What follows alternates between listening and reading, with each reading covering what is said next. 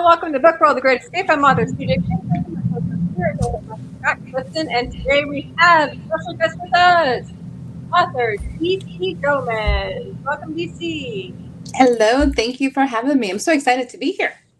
We are too. Sorry we were sick last week. That's my fault. Went to Comic-Con. I've been dealing with an upper respiratory issue, so my voice may be going in and out, so it's going to be kind of fun. So, DC, we're going to be talking about urban fantasy today, but before we get there, Mike, you have some author stuff coming up? Yeah, my first author event of the year is going to be actually tomorrow at the Longview Artwork, weather permitting. We don't get blown away. I think it's supposed to rain in the morning and clear off by the afternoon time. So we do that. They have 4 quarterly art walks. It's held in downtown Longview, and it's really an art festival. Everything from crafts, books, artwork. It's in old downtown Longview, and generally there's a lot of people there. And if the weather's okay, it's usually a fantastic experience for everyone, from children all the way to adults. So we'll be in the Veribank lobby. We prefer to be the inside instead of the outside. And normally I'm there with Patty Wiseman. I think she's going down to the art museum. That's where she'll be at. So there's other authors that'll be there as well beside myself. But anyway, it kicks off the 2026. And from this point forward, I guess we'll be having stuff either pretty much every week or every other week. So looking forward to, hopefully, a good start to the year. Sounds like fun. I know Chautauqua Festival should be coming up here in April. I know that should be coming up as far as that is in the Longview Public Library. I believe that is in April. Chautauqua, yeah. Yeah, I know Kilgore Geekend is, I believe, the first weekend in May is normally scheduled in there. So shout out to Kilgore Geekend.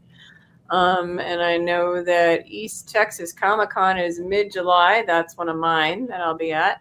I know Piney Woods is at the end of August, and that's in Lufkin. So that's another one I will be coming at. So those are a few things to scratch up on your calendar. So heads up to those. So lots of things coming up in the near future to mark on your calendar. So DC, we're going to be talking urban. For those who don't know what urban fantasy is, you want explaining to those what urban fantasy is? Sure. So urban fantasy is modern day fantasy. I guess that's the best way to put it. So think of magical elements in the current environment. Ideally, it should be a city. So that's the urban part. It could be a small city. It doesn't have to be a major metropolis. It could be a small one. But it's all the things that takes place in a town that usually is very much established somewhere. So if you're thinking of the Dresden Files, like the Kim Harrison series, that's the Hollows. So it's all taking place, or even the Sookie Files. So if you watch True Blood, it takes place in a city in, here near us, Shreveport. So you have those elements, and then you add in there to some layer of the magical world. So a lot of the times, most of the humans do not know there's a magical community. If they know, I think Kim Harrison has like an alternative, timeline, like it's alternative history in terms of that timeline. So they know that the supernatural is there.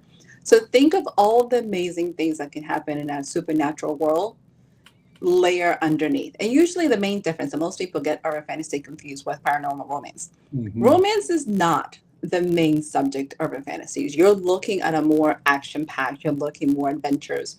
You're looking, usually there's like sleuth detective. There's always some detective going on. There's always some mysteries and crimes. So it is the fantasy world usually mixed in with a little bit of the thriller, the suspense, more focus on your stories of finding a killer, finding something of a plot. Something's usually getting blown up. There is love components in urban fantasy, but it's not always the main emphasis for this one. Wow. Gotcha.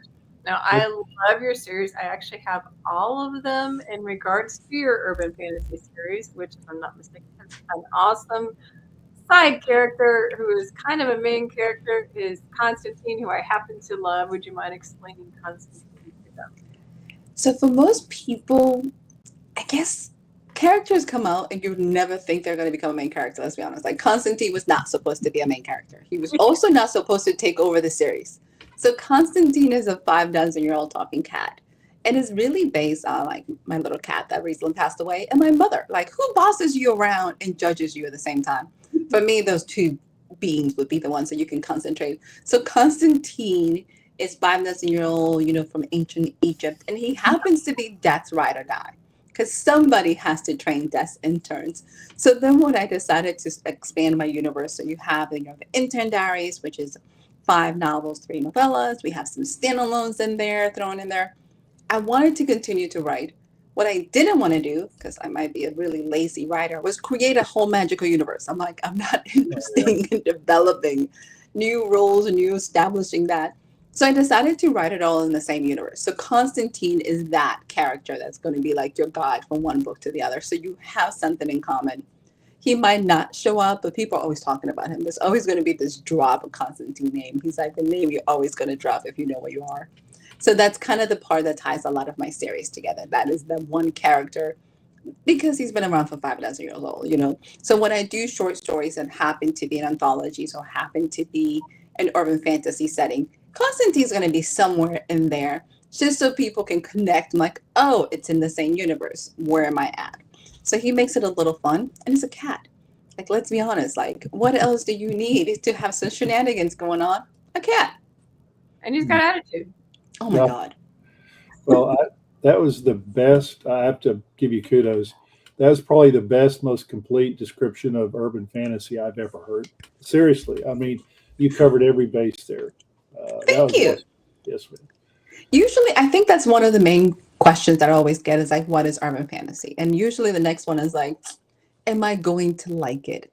It is very focused on the real world. So like most people, if you read my series, I'm going to say 90% of the buildings are going to be real. You can do a Google for Texarkana and you can walk the streets. And Right. like my goal in life, bucket list, just, if you meet the chambers, tell them, I want a walking tour of Texarkana based on my books. That's what it is. I want you to have the intern diary tours of Texarkana. You can have the little stops and have a marker. That's my goal here. But that's what urban fantasy is. You can Google, you can search, you can find this building. It's also the curse for urban fantasy, because if you make this real, you can't just not ignore history that happens in a location. You can't just decide like today, we're not talking about that. And that's kind of one of my first lessons writing my first book that happened. Like I put the Grimm Hotel and I was like, it's going to be great. And then I decided that there's going to be a huge battle in this building. And because at that time, I didn't realize that the building is haunted. And I was like, great, really? Like legit, like this building is haunted. So, and if you have an intern that's supposed to see ghosts, do we ignore the hunting of the ghosts? And I'm like, so a chapter had to get rewritten to add these huntings and these ghosts. And I'm spending half of my day doing research, like who died in this building and what happened and how to incorporate into the story, because I write urban fantasy. That's what you do. So lessons learned for me that day. But you got to add it into the story, though. Very much so. It's super fun. So people, you can do Google. So I have some of my beta readers and amazing alpha readers are notorious for checking the history of things, because that's what I do. Like I either do alternative history with Constantine. He has the rise of the Reapers takes place during the fall of the Roman Empire, right before the Dark Ages. So my whole entire concept is I blame Constantine for the Dark Ages. Just spoiler alert. So I have to do the fall of the Roman Empire. So there's a lot of research because it still be very, has to be placed in a setting.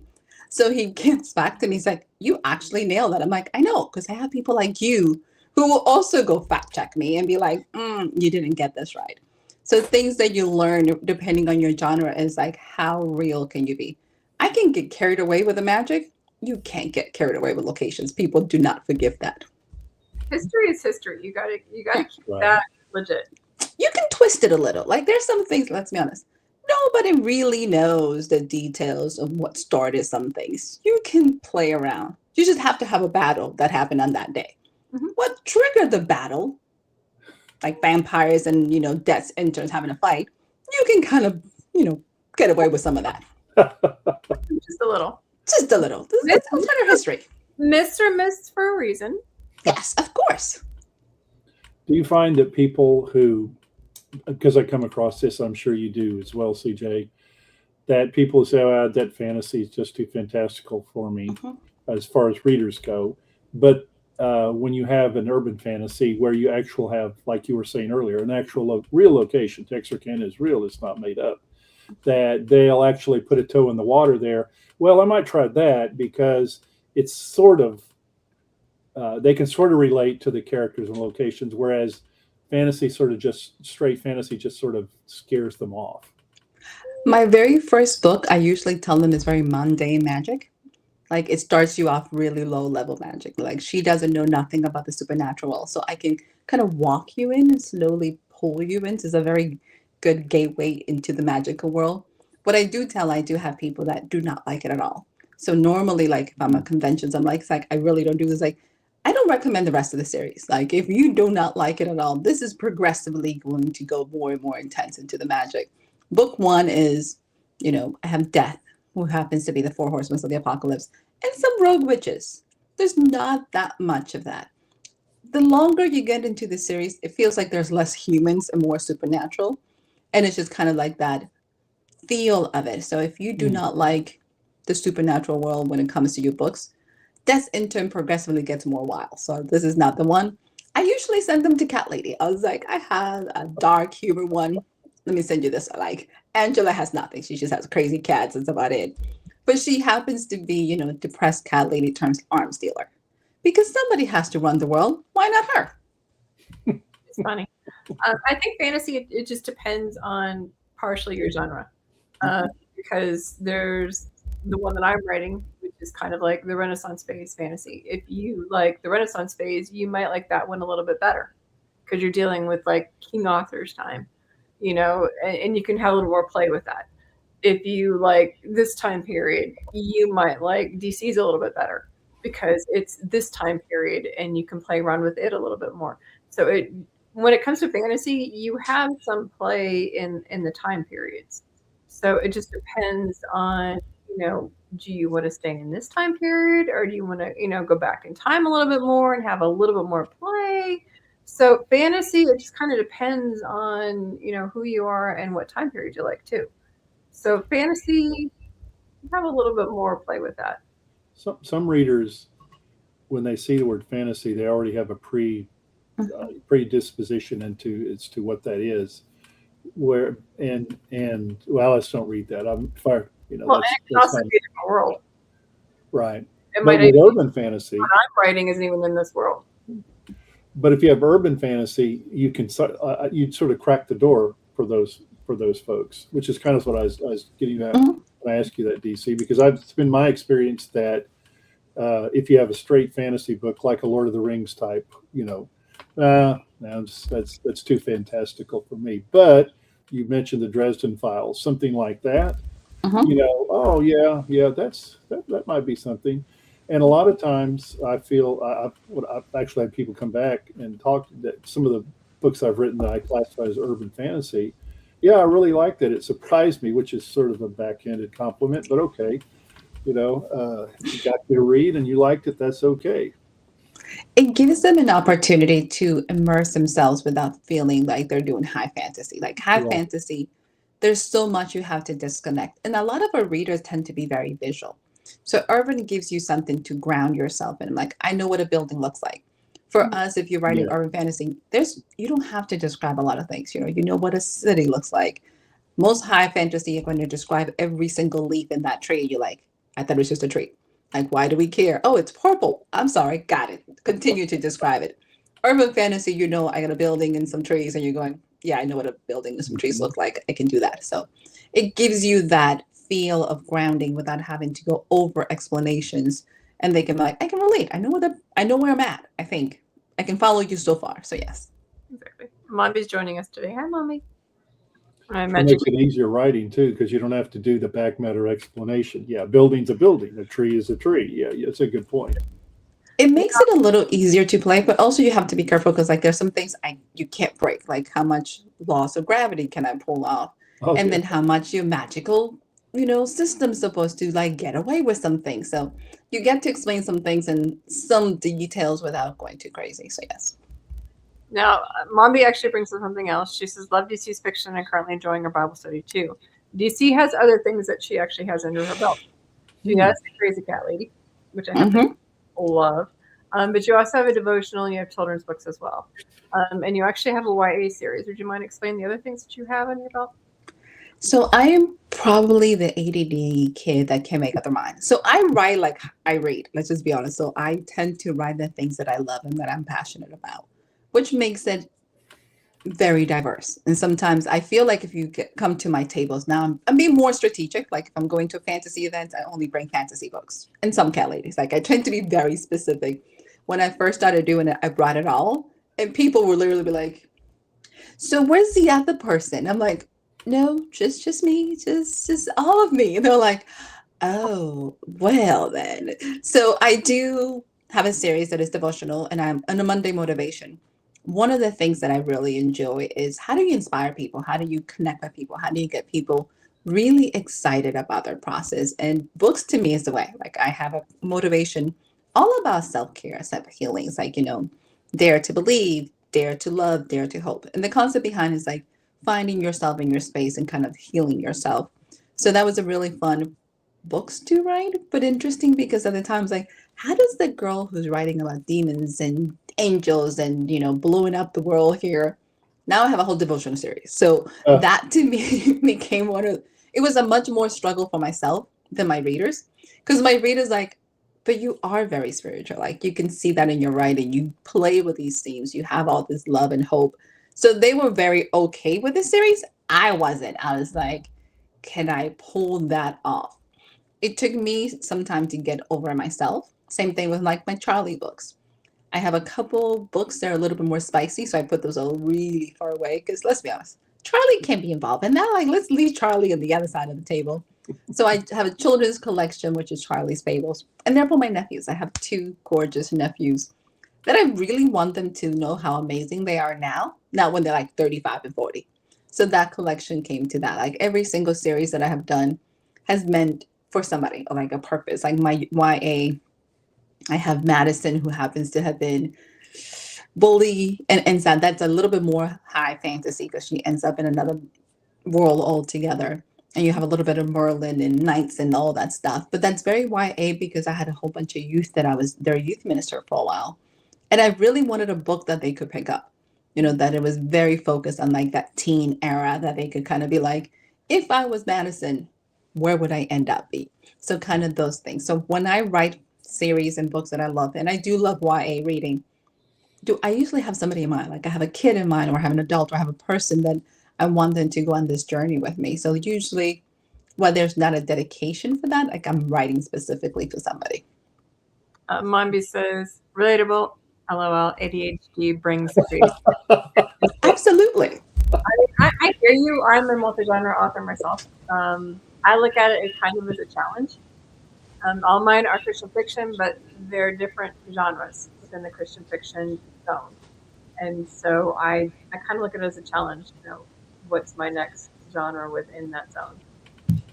That's pretty cool. I don't think I ever saw the writing as a challenge, Mhm. just because I'm very dark comedy. So everything I write has a very edge of dark humor. There's tons of quirky characters. So if it doesn't feel natural, I don't tend to play with it, if that makes any sense. I'm just very much into it. yeah. I'm planning a new pen name, maybe. That should be interesting. Kind of a strange term for it. It's like, I like them all. Okay. But it's like, can I do it? So they're sci-fi, paranormal, time travel. I mean, they're all my zone. Romance, currently writing fantasy. So, I mean, you can see they all fit me, but it's like the challenge of writing something different. So I'm not in the same zone all the time. Exactly. Yeah. Well, I think if you write, I think authors are creative people, obviously. I don't want to get bored. No, but I do think that if you look at mainstream authors, they do tend, how do I put this, to become a little stale because they write. If you read, for example, one Jack Reacher book, you pretty much have the plot for everyone to follow. So, it's easy marketing. I don't want to Murder, She Wrote, where she interviews the first person and then goes to the next three and it ends up being the person that she interviewed. One of the things, and I've realized it becomes a formula. Yes. And without downplaying the formula, a lot of readers enjoy it. It's like that predictability. Yes, it makes that cozy book very predictable. Like cozy. I love cozy mysteries. Yeah, but I didn't want to be formulaic. I like the surprise in the books. and I like being unpredictable in my books. So the fun thing about it is, I think that's why readers pick different authors. So when they get tired of one genre, they can go pick another. As an author, I'm very much like you, I CJ. think that's why they like my books though, because I like the unpredictability of it. They're like, oh my gosh, just when I thought the book was done, there's another curveball thrown at me. And I'm just like, well, that's me. People either love me or they hate me. That's the thing I like about mine. Well, it gets stale if you just write, if you stay in the same lane for everything. I mean, it just gets stale after a while. I mean, if you are very successful, you're making tons of money off it, but the old adage is, if it ain't broke, don't fix it. But still, after a while, I mean, you get into writing because, as you've mentioned, DC, I know, same with CJ, is, it's not just a challenge, it's things that you do that you enjoy, and your mind might go off in different directions. This is a good idea for that, or this is a good idea for this story. And if you have to write the same story in the same format with the same model over and over again, it kind of loses the enjoyment of writing it as an author. Nevertheless, whether or not you're successful, sell a bunch of books, but I understand exactly what you're saying, exactly, because it's the way I feel. Here's the weird part about it. There's a double-edged sword. If you get stuck writing in the same genre over and over, jumping genres outside, it's hard for your readers to follow. Like they get very accustomed to that. At the same time, if you do it early in your career, it doesn't have the same feel. They're not surprised. Like you have a 20-book series and today you're going to write romance, and they're like, wait, where did that come from? What just happened? So you have to decide, I think, to me, especially for authors, early on, like if you're going to do multiple genres, introduce them early enough so it doesn't feel such a jaded situation that your reader's like, I can't transition. At this point in my career, if you do it early enough, nobody really thinks about it like, oh, she's going to write something else. If they fall in love with your writing, they're going to follow you along.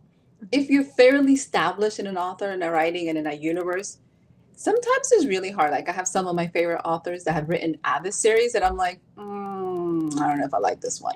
And I can't switch. Like I'm so used to like 15, 16 books in this world, which I don't do often, but the ones that do, so that when they transition, it takes me a while to hear their voices somewhere else because I'm used to just only writing this part.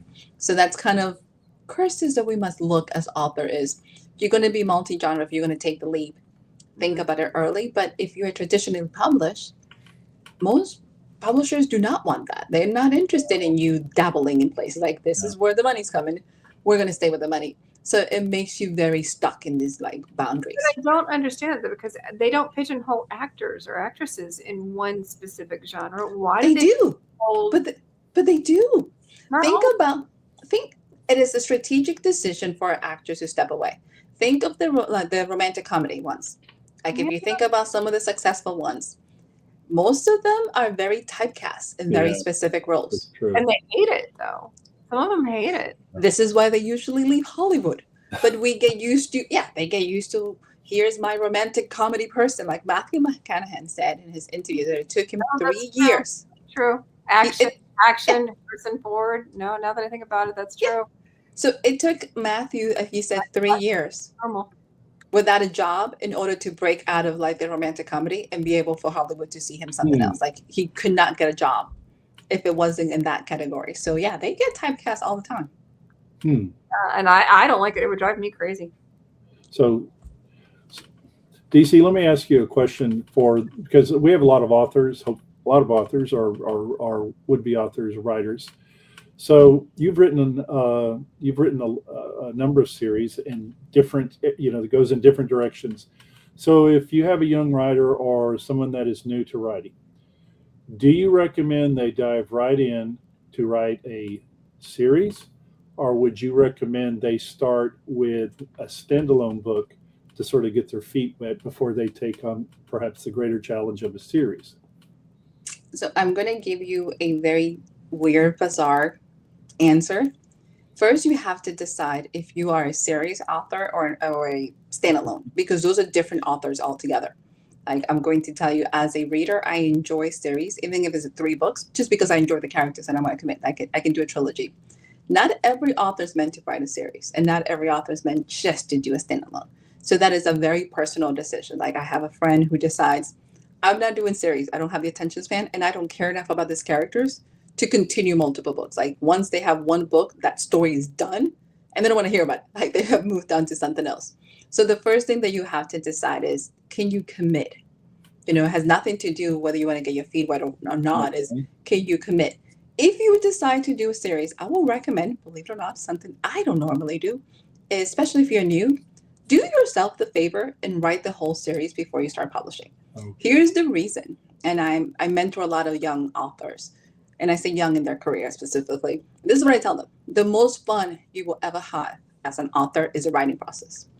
Once you start publishing, our role gets so complicated that you automatically are going to have to split your brains between publishing, promoting, and selling and having a business. So if you really want to enjoy the process, enjoy before you start pressing the button to publish, and just enjoy that world. A lot of series never get finished because we're so busy trying to promote and do all the things that we just run out of time. Like we're just so burnt out and series just drag. I have a couple of those in that category that I'm like, this is the year to finish this series. And they're like, how many? I was like, I'm about 4 series that got to get finished. They're like, girl, I'm like, I know. So something to think about. If they're going to do series, do the whole series before you start publishing and then going from there. A couple of questions. Number 1, are you a planner or are you a pantser? Oh, I am absolutely a planner. Yes. Number 2, if you were to give advice to somebody who wanted to start writing urban fantasy, what would you give them? Do research, believe it or not. Start reading urban fantasy. Figure it out what's actually... Urban fantasy is a very evergreen genre. It's not the hot and coming. It doesn't have those amazing hot things that TikTok's talking about. We're like the really low-key underground one. It's been here for a while. We're going to be here for a while. We're just kind of like a little clique. You just have to join the clique. So do research, find out what urban fantasy authors you enjoy, and then research locations that you want to plot. And like, where do you want to have your shenanigans take place? Okay, cool. And my question number 3, if people want to find you online, how can they find you? So right now I'm hanging out in Substack. It is actually on the bottom, but you can check out my website, which is dcgomez-author.com. So I'm active in Substack. So if you want to chat and talk to me, come and hang out at DC Gomez, which is super fun. That's kind of the main easy place. I guess TikTok. I'm posting back on TikTok. So you can come and hang out on TikTok too. Gotcha. I'm following you there too. I'm following you on both of them. So DC, thank you so much for joining us today. You are always a treat to have on. Love having you here and there. A pleasure. I love you both. Thank you so much. And have an amazing con, Mike. It's going to be fabulous. It's the season of the con. So yes, enjoy. Now your cons are announced on your Substack and on your TikTok, correct? Yes, which I realized I have one next week and I didn't remember. So I will be at CypherCon in Lake Charles next week. Okay, cool. So it should be fabulous. So if you're in Louisiana, come and see me. I'm going to have a blast. Cool. Next week, we'll be having Dana Wayne, who is the president of the Northeast Texas Writers Association. So we'll be having her on next week. We had her back in February. We're having her back on. Yes, Mombi says it is definitely con season. So yep, the con season has started, it is kicked off, and it is going hardcore right now. So make sure to, like I said, mark your calendars for several cons that I mentioned in the beginning of this particular episode. But make sure to check out DC Gomez. You can find our Substacks at DCGOMEZ. You can also check her out on TikTok. And you can check us out. Our links are in the chat and they're in the Facebook chat as well. And check us out next week. We will have, as I said, Dana Wayne from East Texas Writers Association. Same time, same sandbox. We'll see you guys next week. Same time. Bye-bye. Bye.